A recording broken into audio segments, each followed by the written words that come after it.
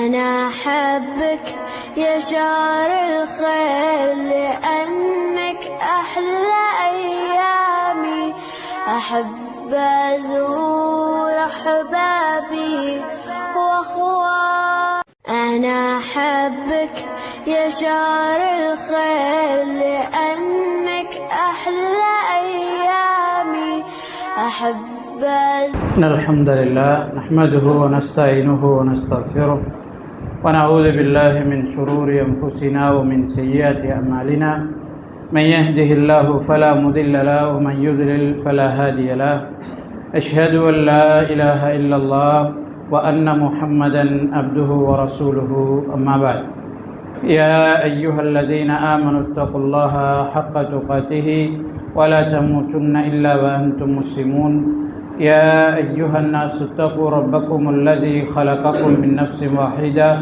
وخلق منها زوجها وبث منهما رجالا كثيرا ونساء واتقوا الله الذي تساءلون به والأرحام إن الله كان عليكم رقيبا يا أيها الذين آمنوا اتقوا الله وقولوا قولا سديدا يصلح لكم أعمالكم ويغفر لكم ذنوبكم ومن يطع الله ورسوله فقد فاز فوزا عظيما فإن أصدق الحديث كتاب الله وخير الهدي هدي محمد صلى الله عليه وسلم وشر الأمور محدثاتها وكل محدثة بدعة وكل بدعة ضلالة وكل ضلالة في النار أو كما قال عليه الصلاة والسلام.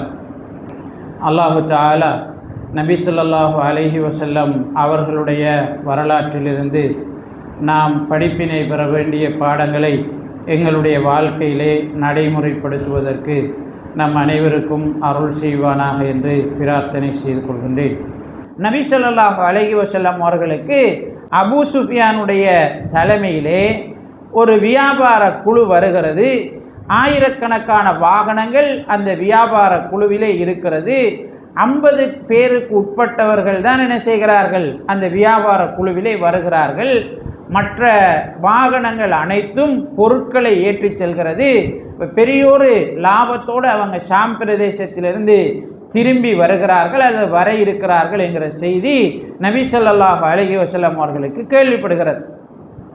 இப்போ இந்த வியாபார குழுவை சந்தித்தால், இந்த வியாபார குழுவை குறுக்கிட்டால் நிச்சயமாக நமக்கிடையிலே ஒரு முடிவை காண முடியும் என்கிற நம்பிக்கையோடு நபி ஸல்லல்லாஹு அலைஹி வஸல்லம் அவர்கள் மதீனா வாசிகளுக்கு அழைப்பு விடுக்கிறாங்க. இந்த மாதிரி ஒரு வியாபார குழு வருது, அவங்க எல்லாரும் பெரும் பொருட்களோட லாபங்களை சம்பாதிச்சுக்கிட்டு வராங்க, அந்த வியாபார குழுவை நாங்கள் சந்திக்க வேண்டும், பேச வேண்டும் என்று சொல்லி நபி ஸல்லல்லாஹு அலைஹி வஸல்லம் அவர்கள் அறிவிக்கிறார். இப்போ போராடுற கதையெல்லாம் கிடையாது, இந்த வியாபார குழுவோட போராடுற கதையெல்லாம் இல்லை, சண்டைக்கு போகிற கதையெல்லாம் நபி ஸல்லல்லாஹு அலைஹி வஸல்லம் அவர்கள் கதைக்கவில்லை. ஏன் அந்த வியாபார குழுவை கட்டாயம் சந்திக்கணும்னு நினைக்கிறாங்க? வாரவர் மக்காவில் முக்கியமானவர், கிட்டத்தட்ட தலைவர்களில் ஒருவர். வார குழு பெரும் செல்வத்தோடு வருகிறது. அப்போ அந்த குழு அந்த செல்வத்தை இழக்கவும் விரும்பாது. வார குழுவினுடைய தலைவர் மக்காவில் பிரதானமானவர் என்கிறதுனால அவர் இந்த குழுவையும் செல்வத்தையும் எப்படியாவது பாதுகாத்து மக்காவுக்கு கொண்டு போகிறதுக்கு யோசிப்பார். அப்போ இந்த சந்தர்ப்பத்தை நாங்கள் பயன்படுத்தி கொண்டால் ஒரு நல்லுறவை ஒப்பந்தத்தை ஏற்படுத்தி கொள்ளலாம், ஒரு சுமூகமான பேச்சை உருவாக்கி கொள்ளலாம் என்ற அவருக்கும் தேவை இருக்குது, நம்மளுக்கும் தேவை இருக்குது. அப்போ இந்த டைமில் நாங்கள் யோசிக்கிற நேரம் ஒரு 2 பேரும் பேலன்ஸுக்கு வர்றதுக்கு வாய்ப்பு இருக்குது. அப்போ அதனால் நபி ஸல்லல்லாஹு அலைஹி வஸல்லம் அவர்கள் இந்த சந்தர்ப்பத்தை சரியானதாக காணுகிறார்கள். மதீனா வாசிகளுக்கு அழைப்பு விடுக்கிறாங்க. அப்போ மதீனா வாசிகள் ஒரு நோமலான விஷயமாக இதை என்ன செய்கிறாங்க, எடுத்துக்கொள்கிறாங்க. இதில் சொல்ல போயிட்டு வர மாதிரி ஸல்லல்லாஹு அலைஹி வஸல்லம் அவங்க போயிட்டு வர மாதிரி இடையில சந்தித்து வியாபார குழுக்களை பேசிட்டு சில குழுக்களோட ஒப்பந்தம் நடக்குது, சில குழுக்கள் பேசிட்டு ஆண்டு கேட்டுட்டு போகுது, ஒரு பிரச்சனையும் இல்லை, இது சாதாரணமான ஒரு விஷயம்தானு சொல்லி இருந்த கொஞ்சம் பேர் நபி ஸல்லல்லாஹு அலைஹி வஸல்லம் அவர்களோடு வெளியேறுகிறார். கிட்டத்தட்ட ஒரு 300 பேர் அல்லது 313 பேர் அளவில் நபி ஸல்லல்லாஹு அலைஹி வஸல்லம் அவர்களோடு வெளியேறுகிறார்கள். பெரிய வாகனங்கள் கிடையாது, கிட்டத்தட்ட ஒட்டகம் குதிரை 2 தான். அன்றைய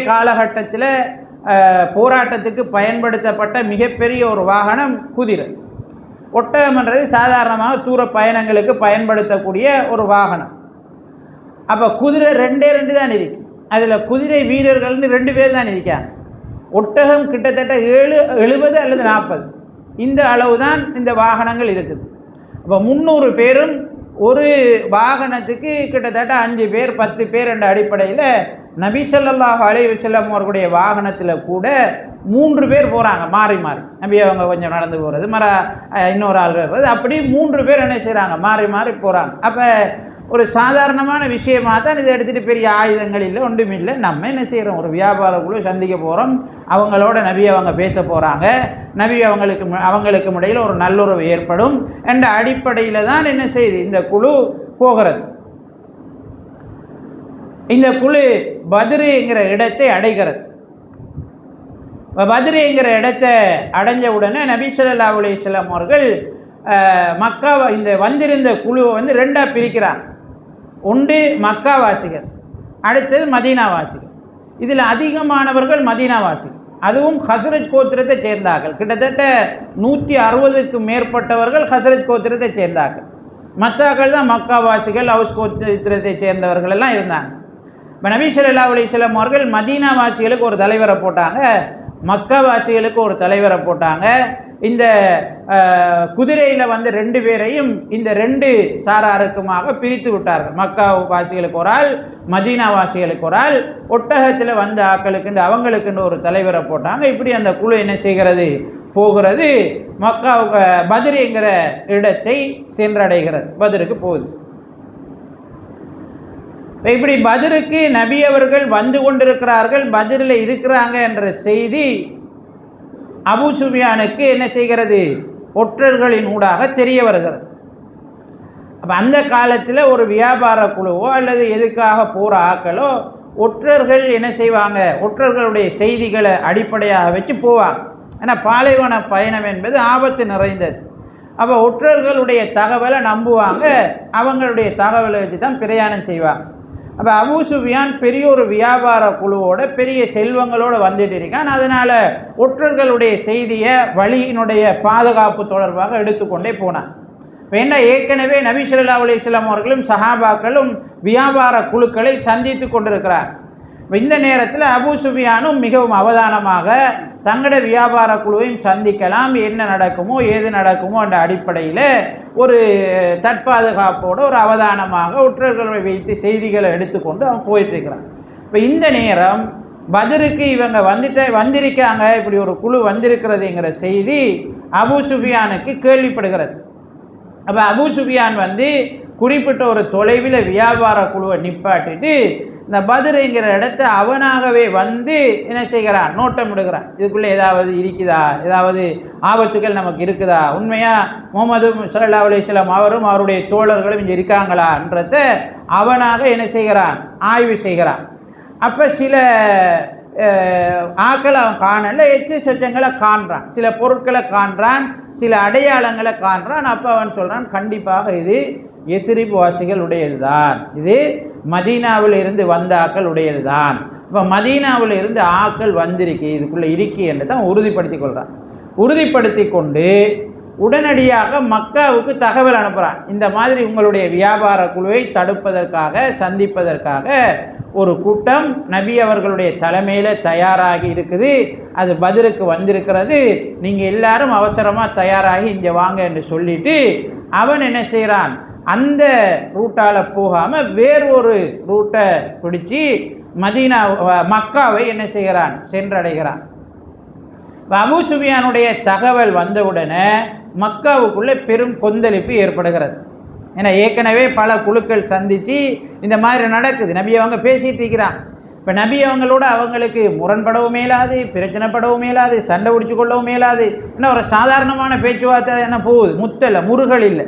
ஆனால் மக்காவாசிகளுக்கு இது ஒரு கிளேஷத்தையும் ஒரு வெறுப்புணர்வையும் உருவாக்கி கொண்டே இருக்கு. இவர் மதீனாவில் செய்கிறது காணாமல் இந்த மாதிரி நம்மளோட குழுக்களையும் சந்தித்து இந்த வேலையை தானே பார்க்காருன்னு ஒரு வெறுப்பு மக்காவில் உருவாகிட்டே இருக்கு. அப்போ இந்த செய்தியும் கேள்விப்பட்டோன்னா மக்காவில் பெரிய சலசலப்பு உருவாகிறது. 2ல் 1 பார்க்குற 2ல் ஒரு முடிவு என்று சொல்லி இதோட மதீனாவில் இருக்கிற ஆக்களை நம்ம தொடச்செறிகிறேன்னு சொல்லி மக்காவாசிகள் முடிவெடுக்கிறார். இந்த அளவு கண்டால் ஒவ்வொரு வீட்டிலிருந்தும் கண்டிப்பாக ஒருவர் இந்த குழுவில் கலந்து கொள்ளணும் என்று பேசப்படுகிறது. ஒன்று அவர் கலந்து கொள்ளணும், அல்லது அவருக்கு பதிலாக இன்னும் ஒருவரை தயார் செய்து அனுப்ப வேண்டும் என்ற நிபந்தனை மக்காவுக்குள்ள உருவாக்கப்படுகிறது. ஒவ்வொரு வீட்டிலிருந்தும் கிட்டத்தட்ட ஒவ்வொருவர் கலந்து கொள்கிறார்கள். மக்காவிலிருந்து பெரும் தலைவர்கள் எல்லாம் இந்த கூட்டத்தில் சேர்றாங்க. உத்துபா, அது மாதிரி ஷெய்பா, இந்த மாதிரி பெரும் தலைவர்கள் அபூஜஹலுடைய தலைமையில் எல்லாரும் என்ன செய்கிறார்கள், ஒன்று சேர்கிறார்கள். அபூலஹப் மாத்திரம் வரல. அபூலஹப் இன்னொரு ஆளு கடன் கொடுத்திருந்தான். அப்போ அந்த கடன் கொடுத்த ஆளை பிடிச்சி உன்னை கடனை நான் அழிக்கணும், அது பிரச்சனை இல்லை, எனக்கு பதிலாக நீ போகணும் இந்த குழுவில்னு சொல்லி அவரை அனுப்பிட்டு அங்கே என்ன செஞ்சிடறான், உட்கார்ந்துடுறான். அப்போ இந்த குழு அபூஜஹலுடைய தலைமையில் என்ன செய்து பத்ரை நோக்கி மதீனாவாசிகளை எதிர்கொள்வதற்கு போராட்டத்திற்குரிய அனைத்து ஆயுதங்கள் போராட்டத்துக்கு என்று தேர்ச்சி பெற்ற நபர்கள் கிட்டத்தட்ட ஒட்டகம் 600, இந்த மாதிரி 300 குதிரைகள் என்று சொல்லி பெரிய ஒரு படையோட பலத்தோட அபூஜஹல் மக்காவிலிருந்து வந்து கொண்டிருக்கிறான். இப்படி போயிட்டு இருக்கிற சந்தர்ப்பத்தில் வந்து கொண்டிருக்கிற சந்தர்ப்பத்தில் அபூ சுஃபியான் மக்காவுக்கு சென்றடைந்த செய்தியை மக்காவில் அறிவிக்கிறான். முகம்மதையும் அவருடைய தோழர்களையும் ஏமாற்றி விட்டு நாங்கள் வந்து சேர்ந்து விட்டோம், எந்த பிரச்சனையும் கிடையாதுங்கிற செய்தி மக்காவில் அறிவிக்கப்படுகிறது. அபூஜஹலுடைய தலைமையில் போயிட்டு இருந்த குழுவுக்கும் இந்த செய்தி போகுது. அப்போ போனோன்னா அபூஜஹலுடைய குழுவுக்குள்ளே சலசலப்பு ஏற்படுகிறது. நம்ம போராட வேண்டிய அவசியம் இல்லை, நம்மளோட வியாபார குழுவை பாதுகாக்கிறதுக்கு தான் நம்ம வந்தோம். அது சேஃப்டியாக என்ன செஞ்சுட்டு போய் சேர்ந்துட்டு அது பாதுகாப்பான அடிப்படையில் மக்காவுக்கு வந்துட்டு இனி நாங்கள் மதீனாவுக்கு போக வேண்டிய பத்ருக்கு போக வேண்டிய அவசியமும் இல்லை, தேவையில்லாமல் ஒரு போராட்டத்தை சந்திக்க வேண்டிய அவசியமும் இல்லை என்று சொல்லி மக்காவாசிகளுக்குள்ளே வந்த ஆக்களுக்குள்ளே சலசலப்பு ஏற்படுகிறது. கிட்டத்தட்ட 1300 லட்சம் பேர் அவங்க வந்தாங்க. ஆனால் இடையில் இந்த சலசலப்பு ஏற்பட்டதுக்கு பிறகு அபூஜஹல் எல்லா தலைவர்களையும் சந்திக்கிறான். கண்டிப்பாக இதுக்கு ஒரு நிரந்தர தீர்வை நம்ம உருவாக்காமல் இங்கிருந்து போகிறதில்லை, இதில் ஒரு முடிவு காணணும்னு சொல்லி பல பேர் அவனோடு என்ன செய்கிறார்கள், ஒரு முடிவுக்கு வராங்க. கிட்டத்தட்ட 300 பேர் இல்லை, இந்த போராட்டம் தேவையில்லை, இப்படி ஒன்று நம்ம செய்ய தேவையில்லை, இது முடிஞ்சு நம்ம செஞ்சதை மக்காவில் செஞ்சோம், அது முடிஞ்சு அவங்க வைத்தாங்க, அவங்க நிம்மதியாக இருக்கட்டும், அவங்கள நம்மளோட ஆக்கள் தான், நம்ம விட்டுருவோம், நாம் போகணும்னு கிட்டத்தட்ட 300 லட்சம் பேர் என்ன செஞ்சாங்க, திரும்பி போயிட்டாங்க, திரும்ப மக்காவுக்கே போயிட்டாங்க. கிட்டத்தட்ட 1000 பேர் ஒத்த முடிவில் அபூஜஹலுடைய தலைமையில் பத்ரை நோக்கி வந்து கொண்டு இருக்கிறார். இப்போ இப்படி வந்து கொண்டிருக்கிற செய்தி ரசூலுல்லாஹி ஸல்லல்லாஹு அலைஹி வஸல்லம் அவர்களுக்கு கேள்விப்படுகிறது. அபூ சுஃபியானுடைய குழு தப்பிவிட்டது, மக்காவில் இருந்து முஸ்லீம்களுடன் போராடுவதற்காகவே முழுமையான தயார்படுத்தல்களுடன் பெரிய ஒரு குழு என்ன செய்கிறது, பத்ரை நோக்கி வந்து கொண்டிருக்கிறதுங்கிற செய்தி முஸ்லீம்களுக்கும் நபி ஸல்லல்லாஹு அலைஹி வஸல்லம் அவர்களுக்கும் கேள்விப்படுகிறது. இப்போ இவங்க போராட்டத்துக்குன்ட்டு என்ன செய்யலை, தயாராகி போகலை, ஒரு பேச்சுவார்த்தைக்கு போன குரூப். அப்போ இது அவங்களுக்குள்ள ஒரு சங்கடத்தை உருவாக்கு. நபி ஸல்லல்லாஹு அலைஹி வஸல்லம் அவர்களுக்கும் நிலைமையை எப்படி சீர் செய்வது, கையாளுவது என்பதற்காக ஆலோசனை நடத்த வேண்டிய தேவை ஏற்படுகிறது. அப்போ நபி ஸல்லல்லாஹு அலைஹி வஸல்லம் அவர்கள் வந்திருந்த எல்லாரையும் கூப்பிட்டு ஆலோசனை செய்கிறாங்க, என்ன செய்கிறது, இதை எப்படி நம்ம கையாளுறதுன்னு சொல்லி ஆலோசனை பண்ணுறாங்க. அபூபக்கர் ரலியல்லாஹு அன்ஹு அவர்கள் எழும்புகிறார், ஆலோசனை சொல்கிறார். நபி அவங்க அவரை புகழ்கிறாங்க, அவருக்கு நலவு கிடைப்பதற்காக பிரார்த்தனை செய்கிறார். உமர் ரலியல்லாஹு அன்ஹு அவங்க எழும்புகிறாங்க, ஆலோசனை சொல்கிறாங்க, நபி அவங்க பிரார்த்தனை செய்கிறாங்க. இப்படி ஆலோசனைகள் சொல்லிக்கொண்டே இருக்கிறாங்க. நபி அவங்களும் ஐயுஹன் நாஸ் அஷீரு அலைய, மனிதர்களே எனக்கு நீங்கள் ஆலோசனை சொல்லுங்கன்னு சொல்லிக்கொண்டே இருக்கிறாங்க. அவள் பெரும்பாலும் ஆலோசனை சொன்னார்கள் எல்லாரும் மக்காவாசிகள், இருக்கிற பெரும் கூட்டம் மதீனாவாசி. சஅத் இப்னு முஆத் ரலியல்லாஹு அன்ஹு அவர்கள் எழும்புகிறார். அவர் கிட்டத்தட்ட மதீனாவாசிகளினுடைய தலைவர்களில் ஒருவராக நோக்கப்பட்ட பெரும் செல்வாக்கு மிக்க ஒரு மனிதர். நபி அவங்க வாரத்துக்கு முன்னாலேயே அப்படி வாழ்ந்தவர். இப்போ சஅத் இப்னு முஆத் ரலியல்லாஹு அன்ஹு அவர்கள் ரசூல் ஸல்லல்லாஹு அலைஹி வஸல்லம் அவர்களிடம் சொல்கிறார்கள், அல்லாஹ்வின் தூதரே, நீங்கள் திரும்ப திரும்ப ஆலோசனை சொல்லுங்கள் என்று கேட்குறதினூடாக மதீனாவாசிகளை பார்த்து எங்களை பார்த்து தான் நீங்கள் அந்த ஆலோசனையை கேட்குறீங்கன்னு விளங்குது. நீங்கள் எங்கட முடிவு என்னன்னு தெரிஞ்சு கொள்வதற்குத்தான் விரும்புகிறீர்கள் என்பது எனக்கு விளங்குகிறது. நாங்கள் உங்களை நம்பினோம், உங்களை பாதுகாப்பதாக உங்களுக்கு வாக்களித்தோம். எங்களுடைய பொருள்கள், எங்களுடைய குடும்பங்கள், எங்களுடைய அனைத்தையும் கொடுத்து உங்களையும் இஸ்லாத்தையும் பாதுகாப்பதாக உங்களுக்கு நாங்கள் வாக்குறுதி அளித்தோம். எனவே அதிலிருந்து நாங்கள் ஒருபோதும் மீளப்போவதில்லை.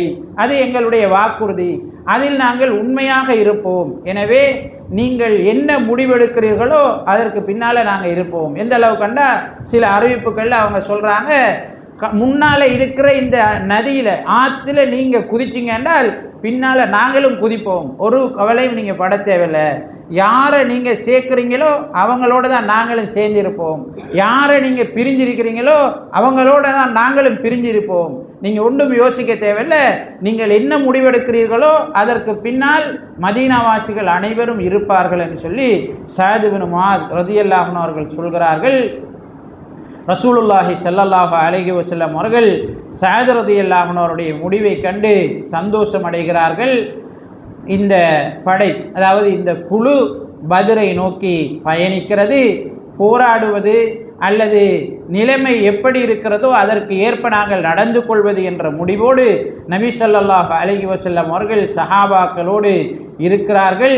அப்படி இருக்கிற நேரம் மக்காவாசிகளினுடைய வருகிற படையினுடைய நிலைகளை அறிந்து கொள்வதற்காக நபி ஸல்லல்லாஹு அலைஹி வஸல்லம் அவர்கள் முயற்சிக்கிறார்கள்.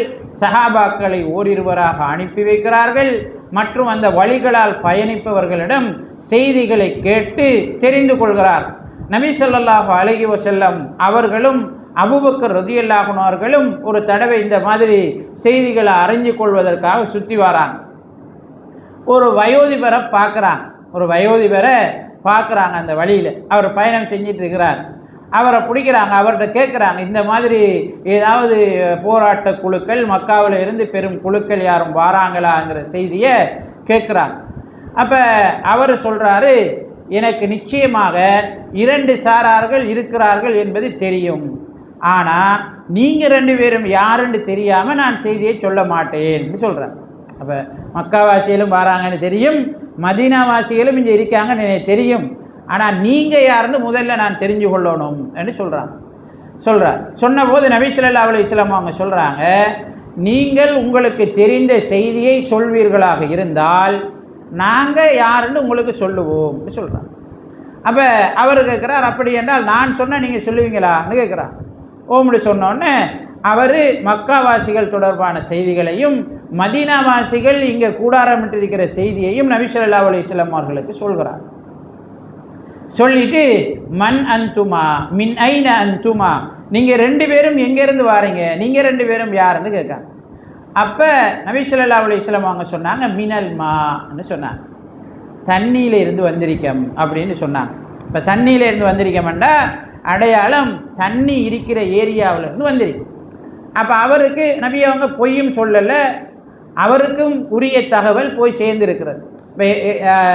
இப்போ தண்ணி இருக்கிற இடத்துல இருந்து வந்திருக்கோம்னு நம்மள்கிட்ட செல்லையில் ஏன்னா எல்லாட்டையும் தண்ணி இருக்கு.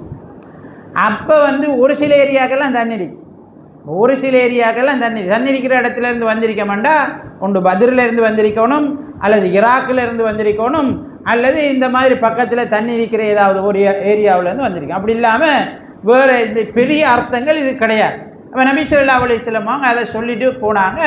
அவருக்கு சந்தேகமாக இருந்தது, இந்த 2ல் 1 இடத்துலேருந்து வந்திருப்பாங்கன்னு நினச்சிட்டு அவரும் என்ன செய்கிறார், பயணத்தை தொடர்கிறார். நபி ஸல்லல்லாஹு அலைஹி வஸல்லம் அவர்கள் முழுமையாக தங்களுடைய விஷயங்களை அவருக்கு என்ன செய்யலை, சொல்லலை. ஆனால் அவருக்கு பொய்யும் என்ன செய்யலை, சொல்லலை. நபி ஸல்லல்லாஹு அலைஹி வஸல்லம் அவர்கள் தகவலை சொல்லிட்டு வராங்க. இப்படி இருக்கிற நேரம் பத்ருக்கு அந்த அண்மையில் இருக்கிற அல்லது பத்ரில் இருக்கிற ஒரு நீரூற்றில் 2 சிறுவர்கள் தங்களோட பாத்திரங்களில் நீர் நிரப்பி கொண்டிருப்பதை சஹாபாக்கள் காணுகிறார். அப்போ அவங்க 2 பேரையும் நபி அவங்கள்ட்ட பிடிச்சிட்டு வராங்க. நபி ஸல்லல்லாஹு அலைஹி வஸல்லம் அவர்கள் தொழுது கொண்டிருக்கிறார். இப்போ அவங்கள யாருன்னு விசாரிக்கிறாங்க. அவங்க எந்த தகவலும் என்ன செய்யலை, சொல்லலை. நபி ஸல்லல்லாஹு அலைஹி வஸல்லம் அவர்கள் தொழுது முடிந்ததும் விசாரிக்கிறார். அப்போ 2 பேரும் என்ன செய்கிறாங்க, தகவலை சொல்கிறாங்க. இப்படி தான் நாங்கள் மக்காவாசிகளுடைய அபூஜஹலுடைய கூட்டத்திற்கு தண்ணீர் நிரப்புவதற்காகத்தான் வந்தோம், நாங்கள் கூலி வேலை செய்கின்றோம், அவங்களுக்கு தண்ணீர் நிரப்புறதுக்காக வந்திருக்கோம்னு சொல்லி அவர்கள் வெளிப்படுத்துகிறார். இப்போ நபி ஸல்லல்லாஹு அலைஹி வஸல்லம் அவங்க கேட்டாங்க, அவங்க எத்தனை பேர் இருப்பாங்க, எவ்வளோ பேர் வந்திருக்காங்கன்னு கேட்டாங்க.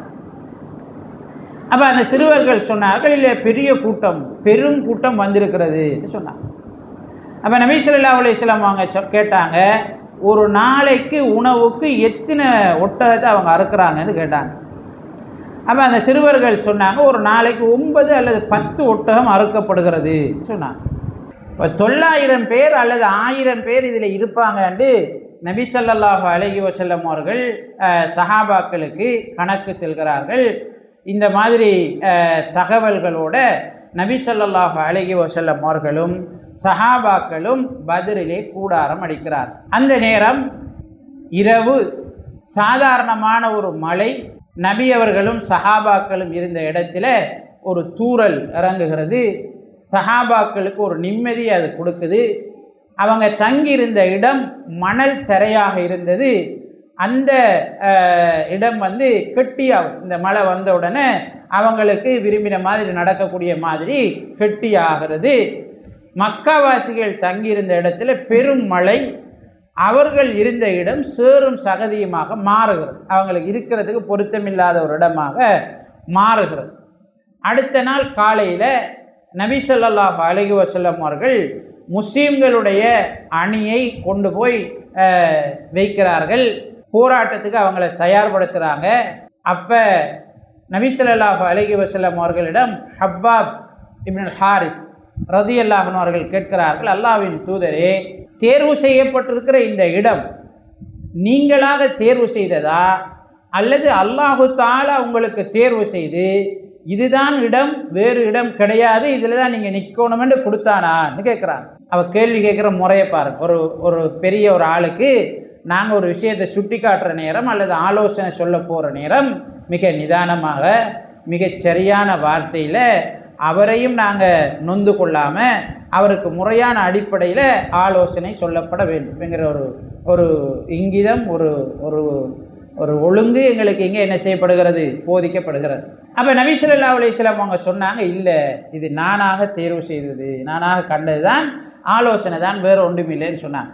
அப்போ அந்த சஹாபி சொல்கிறார், அல்லாஹ்வின் தூதரே, இந்த இடம் பொருத்தமற்றது. நாங்கள் தண்ணிக்கு அங்கால, இப்போ மதுரையில் இருக்கக்கூடிய தண்ணி இருக்கக்கூடிய அந்த நிலத்துக்கு அங்கால நாம் என்ன செய்வோம், எங்களோட கூடாரத்தை அணியை என்ன செய்வோம், வைத்துக்கொள்வோம். அப்போ நாங்கள் வேண்டிய அளவு தண்ணீர் குடிக்கலாம், அவர்கள் தண்ணி இல்லாமல் போவார்கள். அப்போ இது போராட்டத்தில் அவங்கள பலவீனப்படுத்தும், அந்த இடத்தை நாம் தேர்வு செய்வோம்னு சொல்கிறாங்க. ஓகே, இது நல்ல ஐடியா. நபி ஸல்லல்லாஹு அலைஹி வஸல்லம் அவர்கள் ஐடியாவை ஏற்றுக்கொள்கிறார். இது ஒரு தலைவருக்கு இருக்க வேண்டிய மிகப்பெரிய மிகச்சிறந்த தேவையான ஒரு பண்பு. இப்போ நபி ஸல்லல்லாஹு அலைஹி வஸல்லம் அவர்கள் அந்த இடத்துல கூடாரத்தை அடிக்கிறார்கள். கூடாரம் அங்கே உருவாக்கப்படுகிறது. சஹாபாக்களுக்குள்ள நபி ஸல்லல்லாஹு அலைஹி வஸல்லம் அவர்கள் ஒவ்வொரு குழுவாக அன்று நைட்டு இரவே பிரிக்கிறாங்க.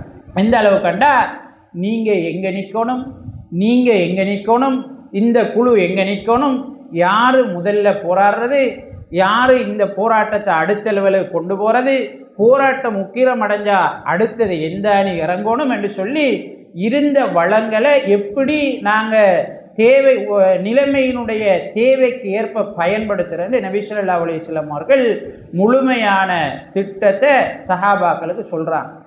இப்போ இருக்கிற வளம் கொஞ்சம், எதிரிகளிடம் இருக்கிற வளம் அதிகம். இந்த கொஞ்சம் வளத்தை வச்சு தான் எதிரிகளை நாங்கள் என்ன செய்யணும், சமாளிக்கணும். அப்போ அதுக்கு ஏற்ற மாதிரி அது என்ன செய்யப்படணும், உபயோகிக்கப்படும். நபி ஸல்லல்லாஹு அலைஹி வஸல்லம் அவர்கள் இந்த திட்டத்தை எல்லாம் முழுமையாக என்ன செய்கிறார்கள், சொல்கிறார்கள். சொன்னதுக்கு பிறகு ஸஅத் இப்னு முஆத் ரலியல்லாஹு அன்ஹு அவர்கள் ரசூல் ஸல்லல்லாஹு அலைஹி வஸல்லம் அவர்கள்ட்ட சொல்கிறாங்க, அல்லாஹ்வின் தூதரே, இந்த இடத்துல ஒரு உயரமான ஒரு பிரதேசத்தில் உங்களுக்கென்று ஒரு கூடாரம் அடிக்கப்பட்டு அந்த கூடாரத்தில் நீங்கள் இருக்க உங்களை பாதுகாக்கிறதுக்காக ஒரு குழுவை இன்னைக்கு வச்சு கொண்டா நல்லமே. ஏன்னா நாங்கள் இங்கே கொஞ்சம் பேர் வந்திருக்கோம்.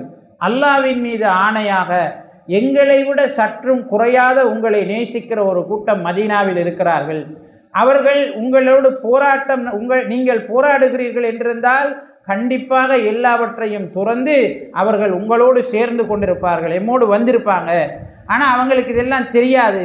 அப்போ நாங்கள் இந்த போராட்டத்தில் ஷஹீதானாலும், இந்த போராட்டத்தில் இல்லாமல் போனாலும் நீங்கள் மதீனாவுக்கு திரும்பி போகணும், நீங்கள் மதீனாவுக்கு திரும்பி போகணும், அவர்களோடு நீங்கள் இருக்க வேண்டும் என்று சொல்லி ஸஅத் இப்னு முஆத் ரலியல்லாஹு அன்ஹு அவர்கள் ஒரு ஆலோசனை சொல்கிறார்கள்.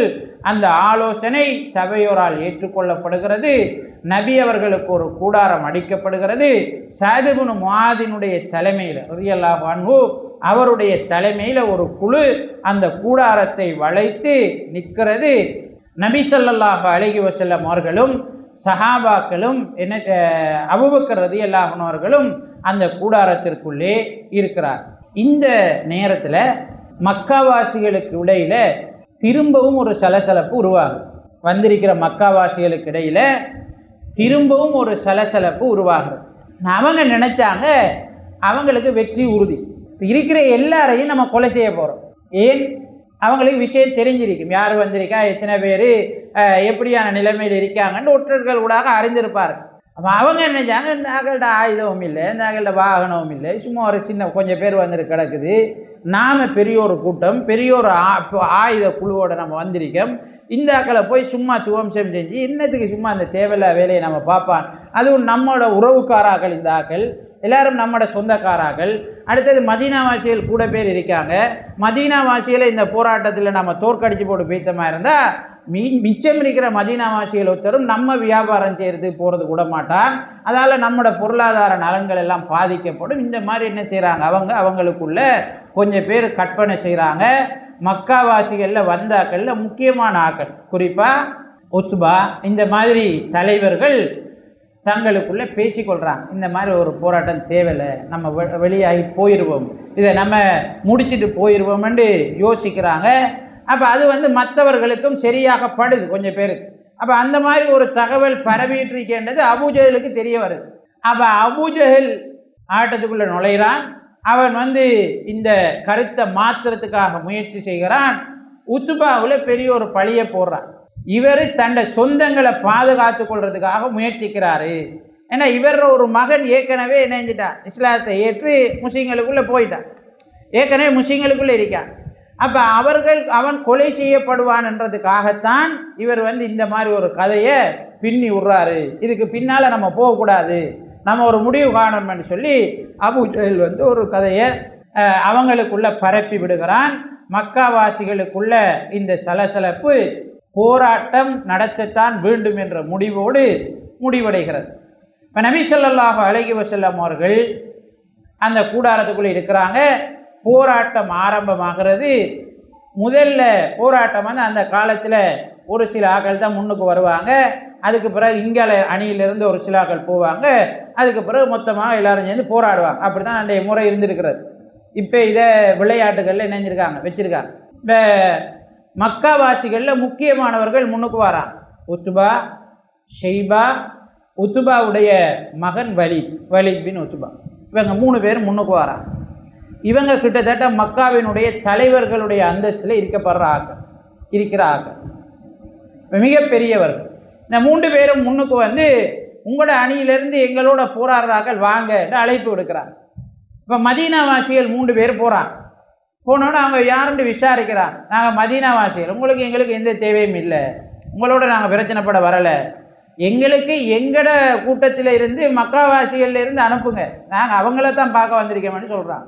அப்போ நபி ஸல்லல்லாஹு அலைஹி வஸல்லம் அவர்கள் அலி ரலியல்லாஹு அன்ஹு, ஹம்ஸா ரலியல்லாஹு அன்ஹு, அது மாதிரி உபைதத் இப்னுல் ஹாரிஸ் ரலியல்லாஹு அன்ஹு, இந்த 3 பேரையும் அனுப்புகிறாங்க. அப்போ இந்த 3 பேரும் போகிறாங்க.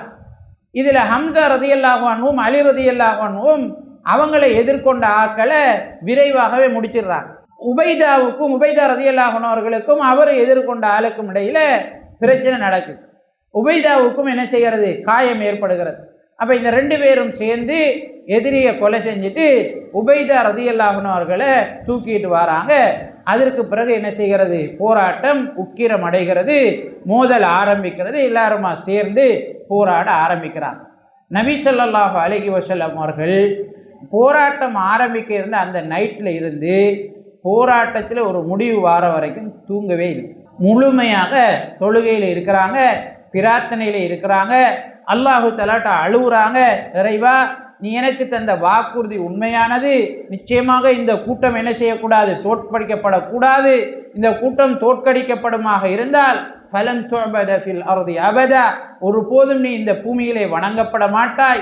எனவே உன்னுடைய வாக்குறுதியை நீ நிறைவேற்றி உன்னுடைய உதவியைத்தானே நபி ஸல்லல்லாஹு அலைஹி வஸல்லம் அவங்க அழுகுறாங்க.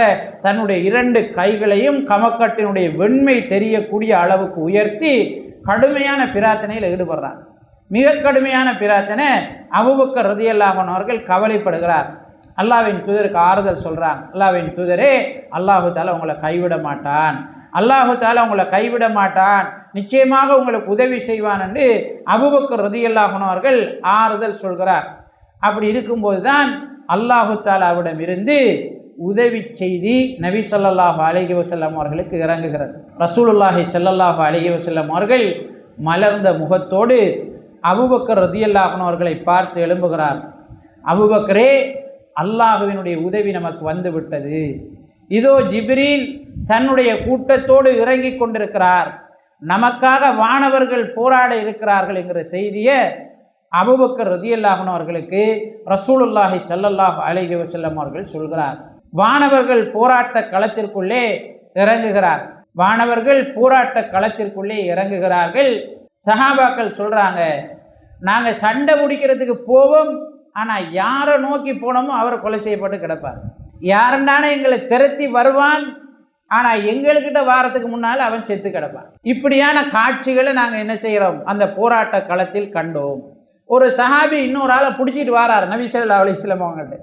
அவர் சொல்கிறாரு, அல்லாஹ்வின் தூதரே, நான் தான் இவரை பிடிச்சேன். அவர் சொல்கிறார், இல்லை இல்லை, இவர் பிடிக்கல, என்ன இவர் என்ன பிடிக்கல, யார் பிடிச்சப்ப என்ன பிடிச்சது, உங்களை எல்லாம் விட மிக அழகான ஒருவர், மிக ஒளியுடையவர், உங்களுக்குள்ள யாரையும் அந்த தோற்றத்தில் நான் காணலை, இவரும் பிடிக்கல, உங்களில் யாரும் பிடிக்கல, அவர் தான் என்ன பிடிச்சேன்னு சொன்னார். அப்போ நபி ஸல்லல்லாஹு அலைஹி வஸல்லம் அவங்க சிரிச்சிட்டு, அல்லாஹு தஆலா உனக்கு வானவரை அனுப்பி உதவி செஞ்சிருக்கான் என்று சொல்லி நபி ஸல்லல்லாஹு அலைஹி வஸல்லம் அவர்கள் சொன்னார். அப்போ மலக்குகள் இறங்கினத்தை ஷைத்தான் பார்க்க, ஷைத்தானும் இந்த படைக்குள்ள மனித தோற்றத்தில் ஊடுருவி இருந்தான். சுராக்கா என்ற மனிதருடைய தோற்றத்தில் ஷைத்தானும் ஊடுருவி இருந்தான். அப்போ மலக்குகள் இறங்கினத்தை ஷைத்தான் பார்த்த உடனே அவன் தண்ட ஆக்களோட என்ன செஞ்சிட்டான், ஓட ஆரம்பித்து விட்டான். இந்த போராட்ட களத்திலிருந்து பின்வாங்கி ஓட ஆரம்பித்தான்.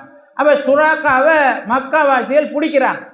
நீ தானே எங்களை தூண்டினேன், நீ தானே எங்களை தலைவர் மாதிரி வழி நடத்தின, நீ தானே எங்களுக்கு அது சொன்ன இது சொன்ன, இப்போ நீயே ஏன் இப்படி விட்டு போட்டு ஓடுறாயின்னு சொல்லி மக்காவாசிகள் இவனை ஒரு சாதாரணமான ஆள் என்று நினச்சி பேச்சு கொடுக்க ஆரம்பித்தாங்க. அப்போ சுராக்கா இந்த ஷைத்தான் சொல்கிறான், உங்களுக்கு தெரியாததை நான் அல்லாஹ்விடம் இருந்து அறிகிறேன், இன்ன அதாபல்லாஹி லஷதீத், நிச்சயமாக அல்லாஹ்வுடைய தண்டனை லேசானது இல்லை, மிக கடுமையானது. அப்போ நான் நிற்க முடியாதுன்னு சொல்லி ஷைத்தான் என்ன செய்கிறான், ஓட்டம் எடுக்கிறான். இப்படி ஒரு சம்பவமும் நடக்கிறது. இப்போ மக்காவாசிகளுக்குள்ளே இதை அவங்களால என்ன செய்யலை, சமாளித்து கொள்ள முடியலை. மலக்குகளுடைய படை ஆயிரக்கணக்கில் இறங்கின உடனே அவங்களால சமாளித்து கொள்ள முடியலை. தோல்வி அவர்களுக்கு உறுதியாகிறது.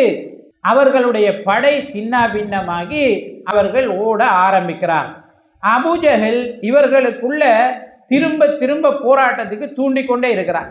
நபி ஸல்லல்லாஹு அலைஹி வஸல்லம் அவர்கள் சஹாபாக்களுக்கு நன்மாராயம் கூறிக்கொண்டே இருக்கிறார். அல்லாஹு தஆலா வெற்றி கிடைக்கும் என்று உறுதியளித்து விட்டான்.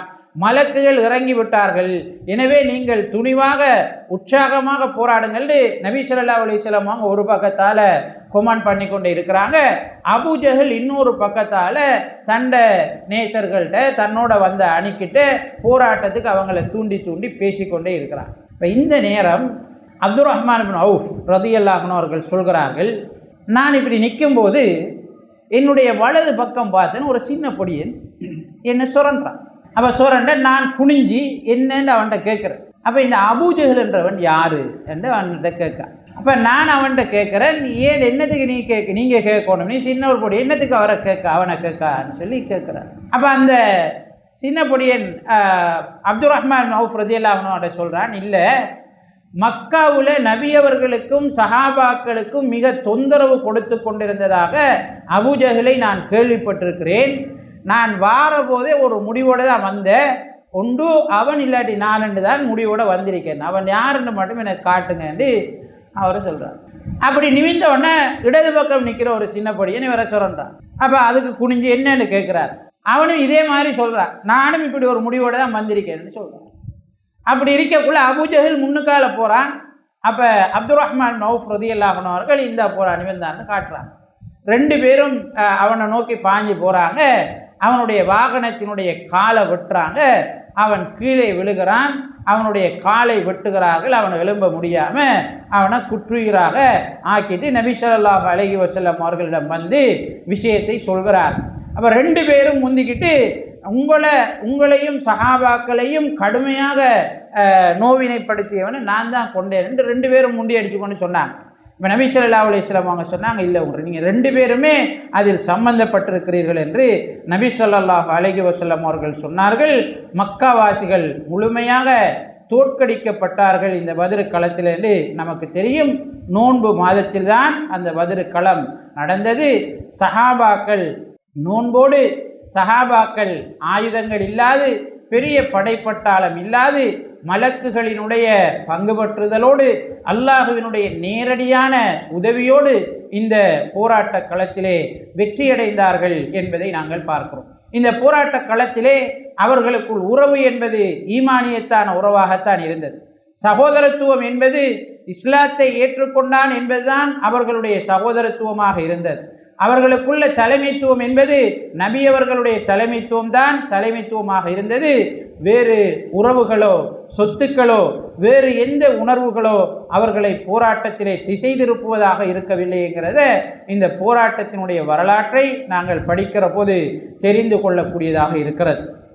இந்த போராட்ட களத்திலே ரசூல் ஸல்லல்லாஹு அலைஹி வஸல்லம் அவருடைய தரப்பிலே சுமார் 12 பேர் கொலை செய்யப்படுகிறார்கள். மக்காவாசிகள் தரப்பிலே 70 பேர் கொலை செய்யப்படுகிறார்கள். 70க்கும் சற்று அதிகமானவர்கள் கைதிகளாக பிடிபடுகிறார். இப்போ இந்த மக்காவிலிருந்து வந்தாக்கள்ல இருந்து விரண்டு ஓடினாக்கள் வேகமாக மக்காவுக்கு செய்தியை கொண்டு போகிறார். இந்த மாதிரி மக்காவாசிகள் தோற்கடிக்கப்பட்டு விட்டார்கள், எங்களுக்கு தெரியாத நபர்கள் எல்லாம் இறங்கி மதீனாவாசிகள் சார்பில் போராடுறாங்க, நிச்சயமாக அவங்க மனிதர்கள் கிடையாது, மலக்குகளாகத்தான் இருக்கணும், முஹம்மதுக்கு மலக்குகளினுடைய உதவியை அல்லாஹு தாலா இறக்கி கொடுத்திருக்கான்னு அவங்க மக்காவில் சொல்ல துவங்கினோன்னு அந்த மாதிரி சொன்னவனை பிடிச்சி மக்காவாசிகள் கொலை செய்கிறார். ஏன்னா ஏற்கனவே கடுப்போடு இருக்காங்க, நம்மளோட தலைவர்கள் எல்லாம் இழந்துட்டோம், பெரிய ஒரு தோல்வி நம்மளுக்கு என்று ஏற்கனவே கோபத்தில் இருக்கிறார்கள். இந்த மாதிரி செய்தி சொல்லப்பட்டோன்னு இன்னும் அவர்களுக்கு கோபம் அதிகரிக்கிறது. சொன்னவனை கொலை செய்கிறார். மதீனாவாசிகளுக்கு நபி ஸல்லல்லாஹு அலைஹி வஸல்லம் அவர்களுக்கும் சஹாபாக்களுக்கும் வெற்றி கிடைத்தது என்கிற செய்தி மதீனாவாசிகளுக்கு அனுப்பப்படுகிறது. மதீனாவாசிகள் அல்லாஹு தாலாவுக்கு நன்றி செலுத்துகிறார்கள். சந்தோஷத்தால் என்ன செய்கிறார்கள், குதிகளிக்கிறார்கள். நபி ஸல்லல்லாஹு அலைஹி வஸல்லம் அவர்களையும் சஹாபாக்களையும் வரவேற்பதற்காக மதீனாவிலிருந்து வெளியாகி அவர்கள் வரக்கூடிய வழிகளுக்கு என்ன செய்கிறார்கள், வருகிறார்கள். சந்தோஷமாக வழி முழுக்க சஹாபாக்களும் நபி ஸல்லல்லாஹு அலைஹி வஸல்லம் அவர்களும் வரவேற்கப்பட்டு மதீனாவுக்குள்ளே செல்கிறார்கள் என்கிற செய்தியை நாம் அறிகிறோம். வல்லோன் அல்லாஹு தஆலா நபி ஸல்லல்லாஹு அலைஹி வஸல்லம் அவர்களுடைய சஹாபாக்களுடைய வரலாறுகளிலிருந்து நமக்கு தேவையான படிப்பினைகளை, நம்முடைய வாழ்க்கையை சீர்படுத்தக்கூடிய சிந்தனைகளை தருவதற்கு நம் அனைவருக்கும் அருள் செய்வானாக. ஆமீன் ஆமீன். வாஹிரு தஅவானா அனில் ஹம்துலில்லாஹி ரப்பில் ஆலமீன். வஸ்ஸலாமு அலைக்கும் வரஹ்மத்துல்லாஹி வபரகாத்துஹு.